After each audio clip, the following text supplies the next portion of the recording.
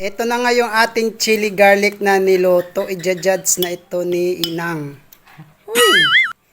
Ito yung first time kong magluto ng chili garlic kasi nalalaglag lang sa lupa. Ano yung lasa? Sabihin mo yung totoo! Panatikman. Wow. Ay, Harap! plastic, nasa video. Masarap talaga. Masarap. Sarap. Kasi nga nalalaglag lang yung sili sa likuran ng aming bahay kaya napag-isipan kong lutuin yung sili. At ayan na nga yung ating chili garlic mga kabisyo. Hayaan ko lang siyang lumamig hanggat sa maubos ni Inang. Uy! Ayan o, ayan yung ating chili garlic. Tingnan nyo, para siyang sili.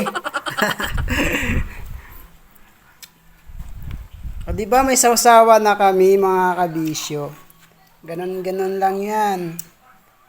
Nasa likuran lang pala namin yung masarap na sausawan.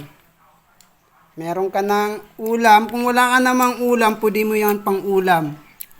Sinasawsaw na ni Inang ang yung lumpia. Ayun. Baka maubos yan ni Inang. Yan, pinaris niya sa kanin at saka lumpia. So, madaling gawin lang yan mga kabisyo. Sa pagtimpla naman, nasa sa inyo na yan kung medyo matamis-tamis or maalat yung ating chili garlic. Masarap daw sabi ni Inang. Harap talaga. Pero mamaya, pipintasan niya yan. Kasi wala na sa Talaga, grabing anghang. kasi wala na sa video. Plastic din yan. Grabe. Ano na talaga, namamaga ng bubulan ko.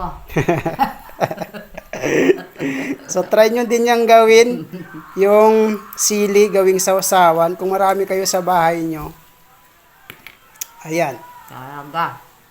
Thank you so much, guys. Bye-bye.